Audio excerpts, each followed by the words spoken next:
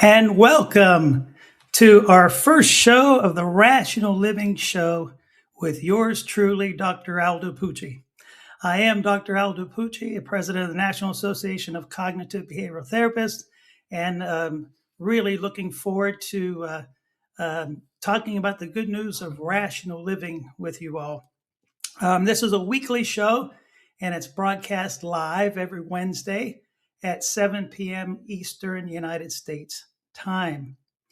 As I mentioned, I'm president of the National Association of Cognitive Behavioral Therapists. It's an association based in the Pittsburgh, Pennsylvania area. And I developed an approach to cognitive behavioral therapy that I call rational living therapy. I've trained thousands of therapists all around the country and in other parts of the world over the past 40 years. I'm also the author of two books, The Client's Guide to Cognitive Behavioral Therapy, and I recently released a second edition of that. You can find that on Amazon. And also, Feel the Way You Want to Feel No Matter What. And that's kind of like the self-help version of The Client's Guide. Now, our show is broadcast live on YouTube and Facebook and X and LinkedIn. And if you're watching us there, you can type in questions and comments, and I'll do my best to address them as I see them. Let's see, I can pull this up here. Okay, great. And also we are broadcasting on the Podbean app. And so if you're listening in on Podbean, you can use the app actually to call in with your questions, and we'll do our best to monitor that as well. Okay, terrific.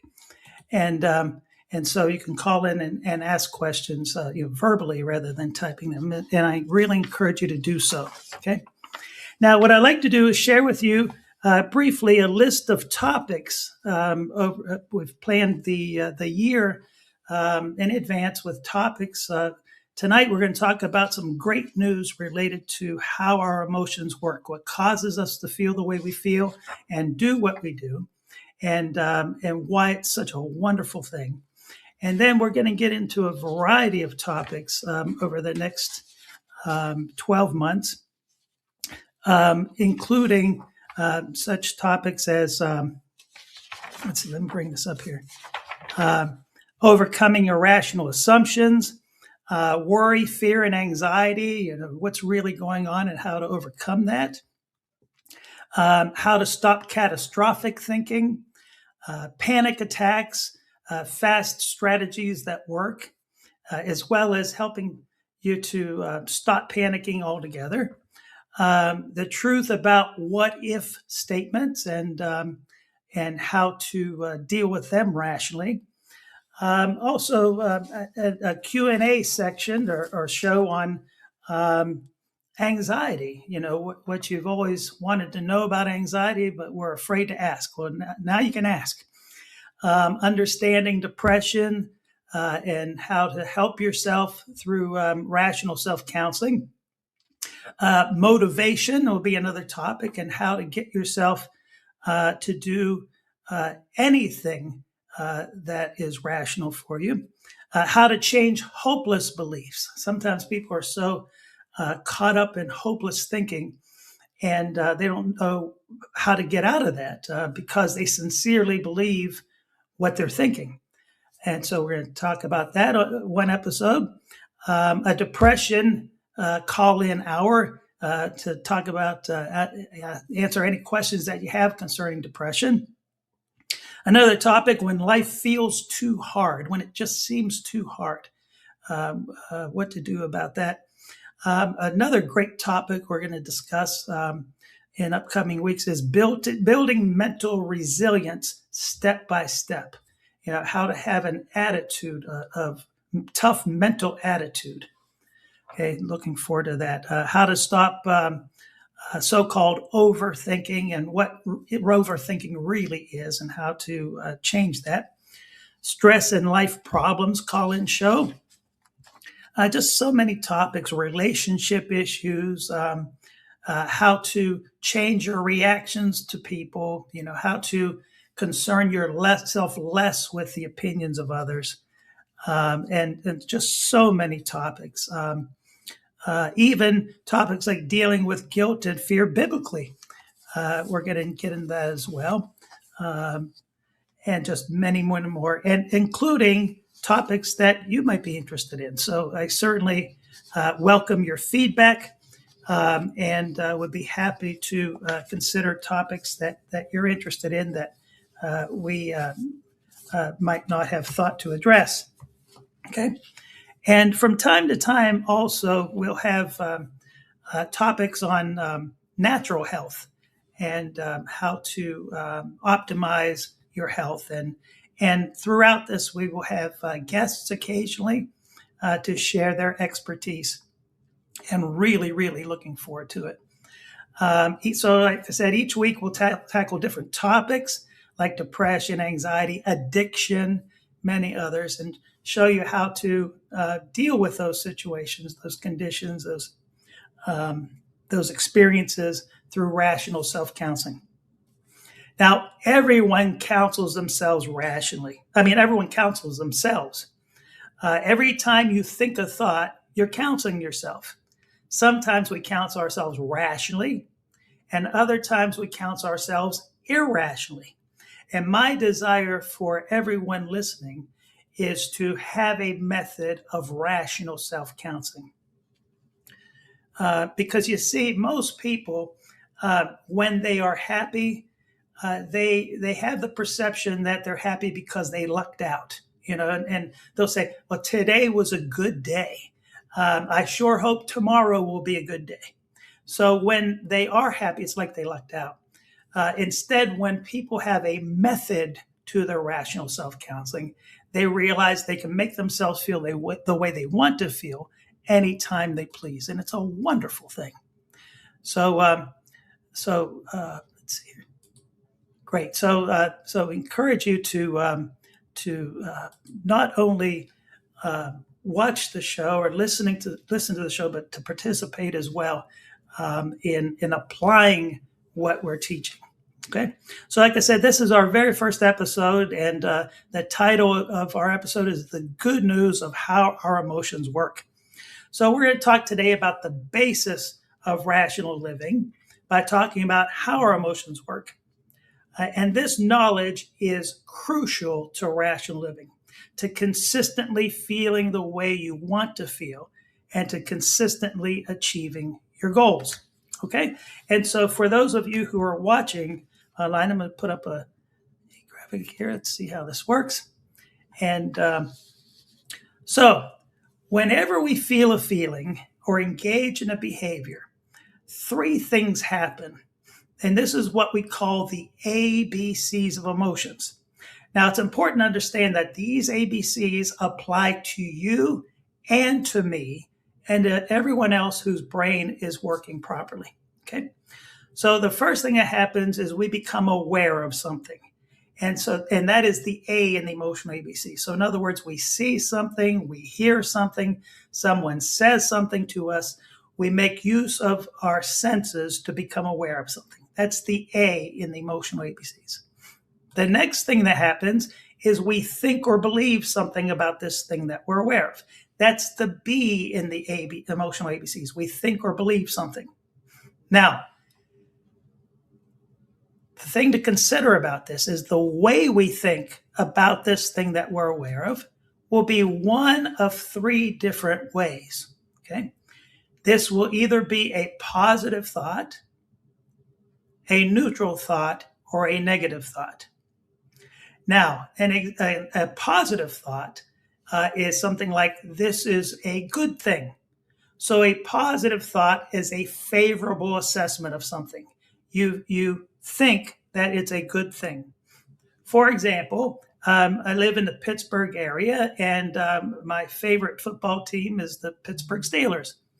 And we learned yesterday that longtime coach, 19 years, Mike Tomlin, decided to resign as head coach of the Steelers. And so that's what we are aware of. Some people think this is a terrific and wonderful thing that Coach Tomlin decided to resign, and so that they think positively. This is a good thing. Other people think that this is a terrible thing. They dislike it. It's a bad thing. So they think negatively about what they're aware of. They view it as being a bad thing, you see? And others, and a neutral thought about what we're aware of means it's not, they think it's not a good thing or a bad thing. It doesn't much matter to them. They're indifferent. So there are those who know that Tomlin retired, or didn't retire, but resigned, and it doesn't matter to them one way or the other. Okay. Now, the way we think about what we're aware of then tells our brain how to make the rest of our body feel. And that is the emotional consequence. And it also tells our brain how to make our body act. That's our behavior. So naturally, then, a positive thought about this thing that we're aware of tells our brain to make our body feel a positive feeling. We're happy, we're excited. A negative thought tells our brain to make our body feel a negative feeling, depressed, anxious, angry. But it's important to keep in mind that when I say it's a negative feeling, that only means that it's an unpleasant feeling, not that there's anything at all wrong with feeling that way. And a neutral thought tells our brain to make our body feel a neutral feeling. Now, most people do not know what a neutral feeling is because no one bothers to teach us this. But the word that best describes a neutral feeling is the word calm. Okay, calm. For example, have you ever sat in front of a television not feeling particularly happy so that you noticed, or upset so that you noticed, but just kind of sat there? That is calm feeling. But if you were to walk up to most people who are sitting there calmly watching television, and you were to ask them, hey, what are you feeling right now? It's very likely they would say to you, I'm not feeling anything. But remember, the only time we feel nothing is if there is something wrong with our brain and body, like our spinal cord severed, or if we're under general anesthesia, which is a wonderful thing if you're having surgery, sure beats without it. Otherwise, we are always feeling something. And so what we're feeling as we're sitting there watching television, not particularly happy or upset, is calm. And that's a very important thing to keep in mind when we're talking about learning how to feel better. Okay? So we're aware of something, then we think something about what we're aware of, and then how we think then determines how we feel and what we do. And so what I'm sharing with you today is the fact that contrary to what we've been taught, it is our thinking that causes our feelings and behaviors, not people and situations and things and events, but what we think about people and situations and things and events. Okay? And so that is good news number one, that our thoughts cause our feelings and behaviors, not people and things and situations. And you know what I say? I say, thank God for that. Thank God that our thoughts cause our feelings and behaviors, not people and things. Why? Because if things caused our emotions and behaviors, we would be things' emotional slaves. And we wouldn't have any say in the matter. And isn't that what we're saying when we say, he made me mad? Like I had no say in the matter. But thankfully, it's how we think about what goes on that causes our feelings and behaviors. So therefore, if we're feeling a way we'd rather not feel, we can change the way we think about what's going on so as to feel and act differently. Now, here's the key. Even if the situation hasn't changed. In other words, the situation need not change at all for us to change the way we feel and act, because we can change the way we think.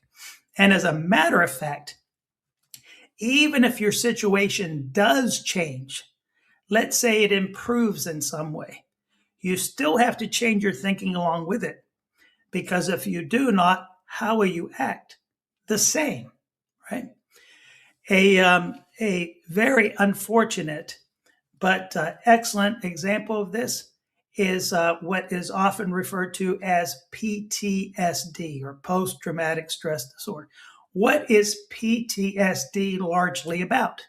A person's thinking lagging behind. Okay. So why do we call it post-traumatic stress? Because the person's no longer in that situation. But how are they acting? As if they're still in it. Why? Because their thinking hasn't changed along with the change in their situation. Okay, so there is no way to get around this fact that that our thoughts cause our feelings and behaviors, not people and things and situations. And like I said, this is good news if you didn't already know it. But what we've been taught is just the opposite. How many times have you said or you heard other people say, he made me mad, it made me happy, that made me sad, right? We were taught that people and things and situations cause our feelings and behaviors. But what actually causes our feelings and behaviors, thank God, is what we think about people and things. Okay? So therefore, when a person wants to change how they're feeling and change how they're thinking, behaving, it's important to first realize that it's our thinking that's causing those feelings and behaviors, and then it's important to identify your thinking in that situation, and then, but that's just the first step, because just because you know how you're thinking about a situation does not mean you know what to do about that thinking. Does not mean you know how to identify whether that thinking is rational for you or irrational for you. Whether it's thinking that you want to hold on to because it serves you well, or it's thinking that you want to get rid of and replace it with thinking that is helpful. Okay. So, and now one thing to consider about this is because sometimes people who are not very familiar with the cognitive behavioral therapies or rational living therapy think that what we're doing is helping people to think optimistically about everything, or to put a smiley face on everything, or to just look on the positive side of things. That's not what we're doing at all. What we are doing is helping people to think rationally. And in future episodes, we're going to talk about just what is rational thinking. And one of the things that you'll see is that rational thinking is based on fact. So we're not emphasizing wishful thinking. We're not trying to help people develop affirmations, where they just choose to think certain things about themselves. What we're doing is helping people to think accurately. Okay. Now, when people make themselves upset about something, they sincerely believe the thoughts that they're thinking. And how do we know that? Because they're miserable as a result. Okay. But the good news is that just because we sincerely believe a thought to be accurate does not mean it is. And there's a very good chance that if a person is making him or herself miserable about something, that there will be something problematic about that thinking that we can correct. Okay, and we're going to get into all of that over the weeks, and I'm really looking forward to that. So, good news number one is our thoughts cause our feelings and behaviors, not people and things and situations. Okay, and so if you have any questions about that, or you'd like to call in, please feel free to do so. I'll be glad to answer any questions that you have. Now, the second wonderful thing about how our emotions work that most people do not know is that there are actually 3 emotional options, not 2. Because you see, most people believe that there are only 2 emotional options. We're either happy or we're miserable. So something personally undesirable happens to you. You lose your job. Well, let's see, it doesn't make sense for me to feel happy about this. So what must I have to feel? Miserable. However, there is this third emotional option that our bodies have always known about, but no one's ever bothered to teach us. And that is this in between, or calm. So that we're not happy about it, but we're not miserable either. Okay. So feelings that are more along the lines of calm, because it's a continuum. That are more along the lines of calm are like sad as opposed to depressed, right? Irritated as opposed to angry. So the more along the lines of calm we feel, the better we feel, number one, and also usually the better position we're in to personally deal with this personally undesirable situation, to correct it if it can be corrected. Okay. Now, there are a couple of very important insights about this to consider.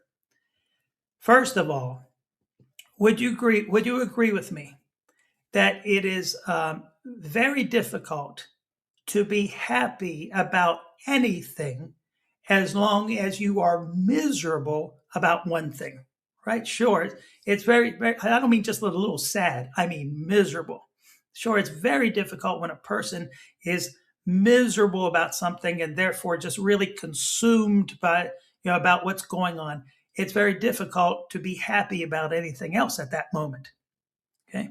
So that's why, what in rational living therapy, the approach that I take to cognitive behavioral therapy, using rational self-counseling skills that we're going to be talking about, we help people to move from the kind of thinking that causes them to feel miserable, like this is terrible, horrible, awful, I can't take it, I can't stand it, I need it not be, to thinking that causes them to feel more along the lines of calm. This is unfortunate. Thank God it's survivable. And so the more along the lines of calm a person feels, the better they feel, and the better position they're usually in to effectively handle the situation. Okay. And then, so the second important thing about this, second insight to have, is that the opposite of being upset, so to speak, is not being happy. That's what most people think. The opposite of being upset is not being upset, which is more like calm. And the reason I meant to mention this and why that's an important thing to consider is because as we discuss what is rational and how to think rationally and how to live rationally, as we discuss how to move from misery producing thoughts to thoughts that are more along the lines of calm, you might wonder, is that Dr. Pucci suggesting that I be happy about this thing that I dislike? No. I wouldn't dream of encouraging you to be happy about something you dislike. Why would you be? That wouldn't make any rational sense unless you are missing some advantage to it, for example. No, all we are doing is working at removing the misery from your reaction so that will free you up to be happy about other things. Okay. So you will not hear me say, be happy about things you dislike. That would make a bit of rational sense. So by moving from feeling miserable to feeling more along the lines of calm, this frees you up to be happy about the things you actually do like. Okay. So two very, very important and wonderful things about how our emotions work is our thoughts cause our feelings and behaviors. And there are three emotional options, not two. Okay. So if you think to yourself, well, I'd like to start counseling myself rationally. I'd like to intentionally make myself feel the way I want to feel consistently. One of the things to do, to begin doing, is to begin breaking down your reactions into let's back up here, into the emotional ABCs. Okay. And so you're right to what was I? So you upset yourself about something. And by the way, begin getting into the habit of saying, I upset myself. I made myself happy, rather than it upset me, that made me happy. Okay. So what was I aware of? My boss told me that I'm fired. Okay. B, what did I think about that? How could he do this to me? This is a terrible thing. My family and I are going to starve now.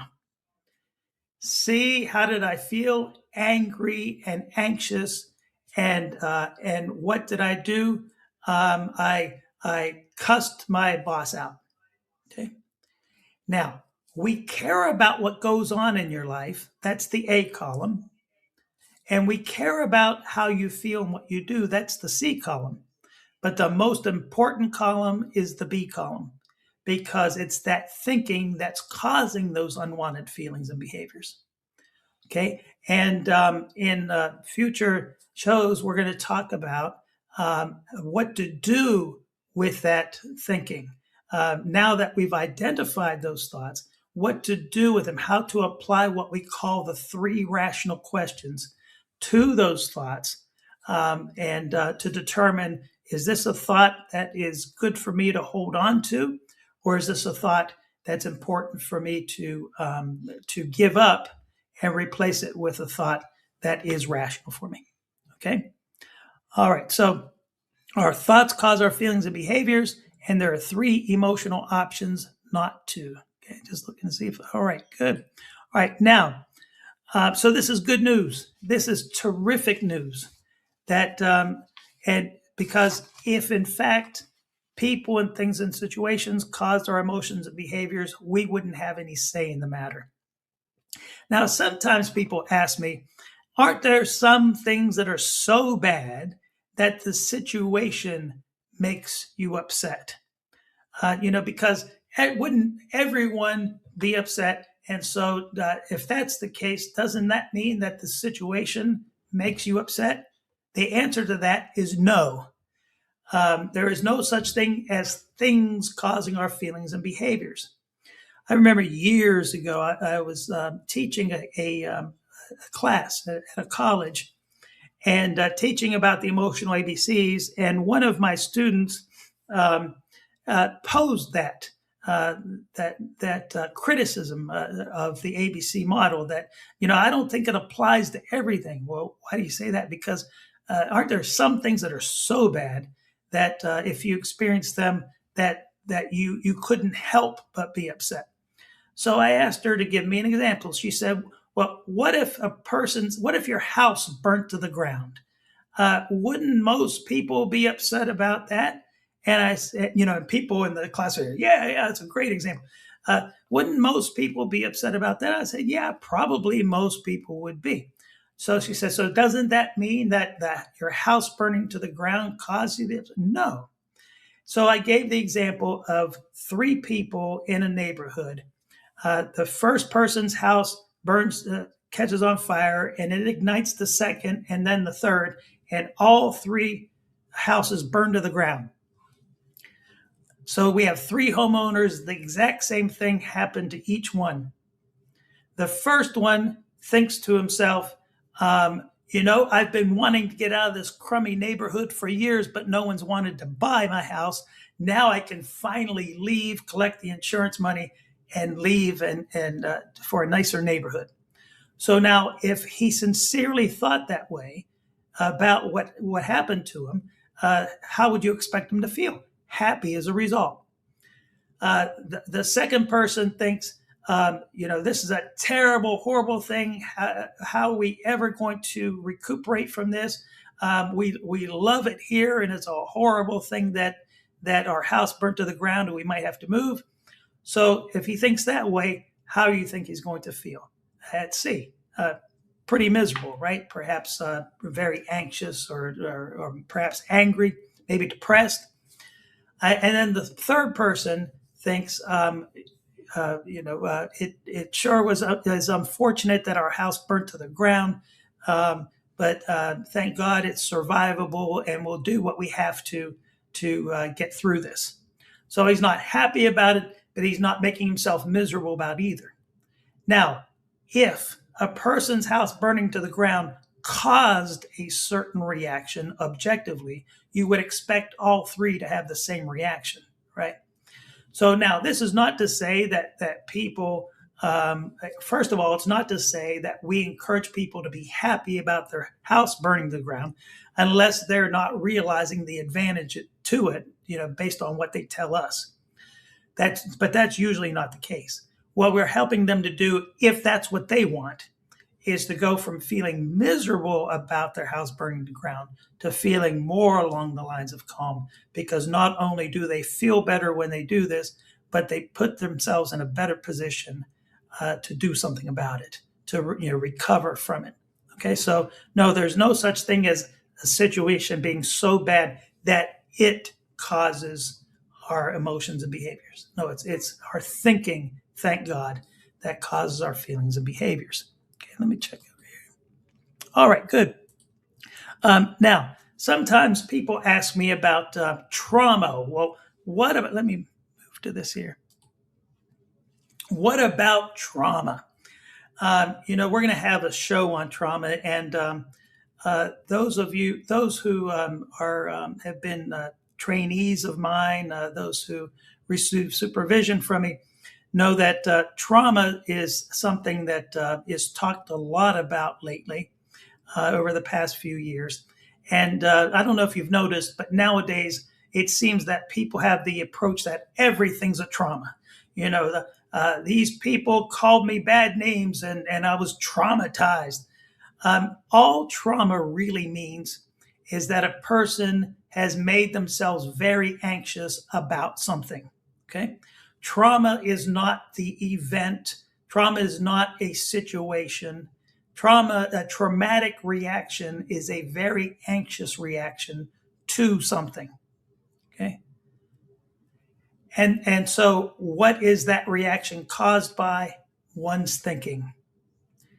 And so what happens during situations that really get people's attention, that they might really make themselves anxious about, is that they learn thinking during that situation. Okay?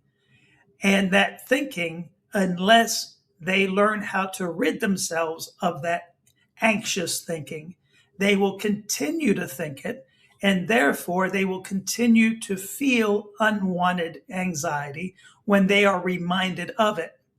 And sometimes various stimuli become associated with it.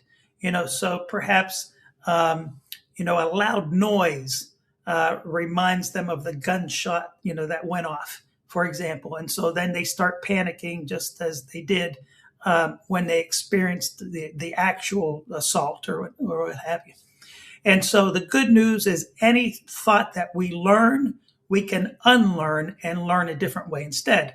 But there are those who try to teach people that once you experience psychological trauma, your brain is permanently changed.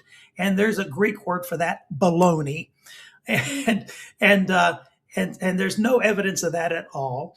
And so when people experience various situations and they make themselves very anxious about it, like I said, they learn various ideas, and now it means something. Since this happened to me, it now means that my life is going to be a certain way. And so we work at challenging that. We work at helping people to learn how to think differently when they're reminded of these things, and perhaps sometimes using behavioral techniques that we'll talk about so that in the future, when they're reminded of these things, they have a different reaction to it. Okay. And by the way, it doesn't matter what they experienced.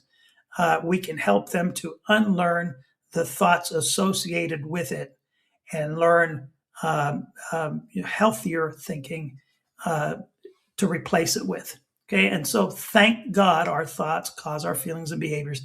This is great news when it comes to our emotions and behaviors. And I hope that you've seen it as such.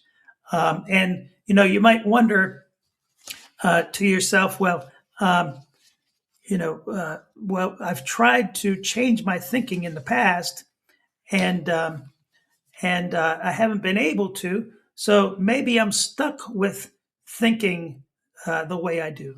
Now, the fact that you haven't changed it doesn't mean that you cannot. It just means that you haven't. So what we need to take a look at is how is it that you haven't? And usually the reason a person hasn't is because they just do not know how to. They sincerely believe the thinking, otherwise they wouldn't waste their time thinking that way. But no one has ever shown them how to think differently. And that's what we're all about with the Rational Living Show. Okay, it looks like we have a question here. How do you help a loved one think more rationally when they're not open to these ideas, especially if they're already upset? Well, one of the things that we do is look at the advantages of the benefits of thinking differently and working at desirability. Sometimes people will say, Dr. Pucci, I don't buy it for a minute that our thoughts cause our feelings and behaviors. I think my boss makes me mad, not my thoughts about my boss.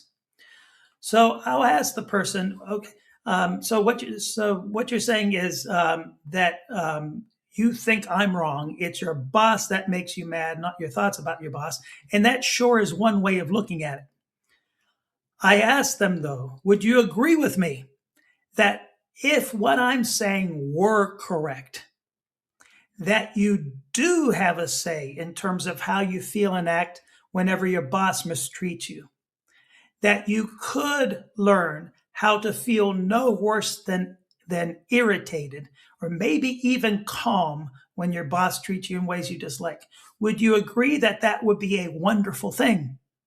If the person says no, I have more questions to ask. Okay. But usually they'll say, oh, sure, it'd be a fantastic thing, but it's a fantasy.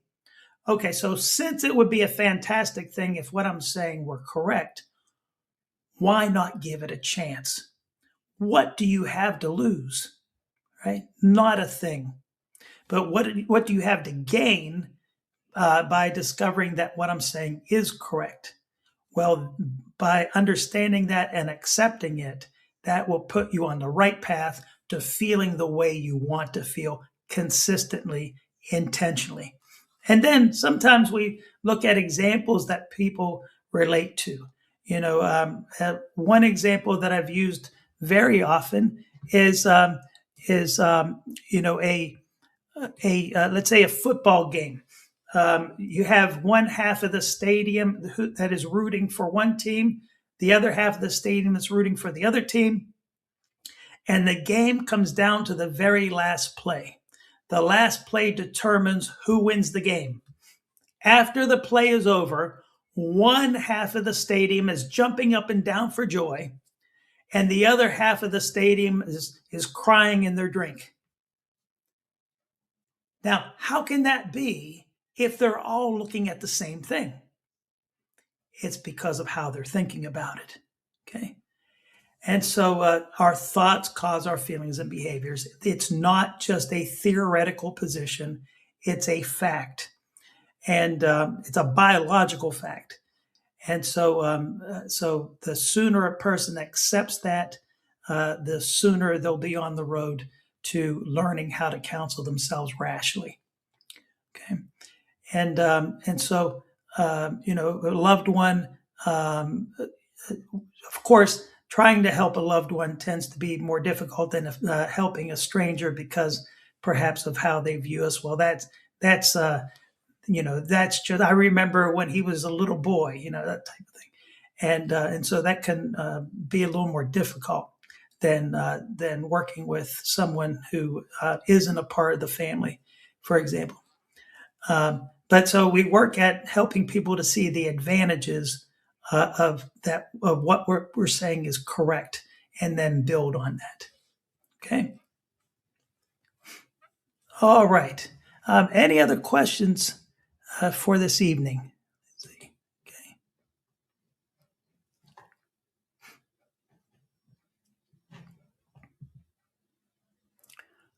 Okay. Well, thank you very much for joining our show, and look forward to many more, Lord willing, and and we look forward to seeing you all next Wednesday at 7 p.m.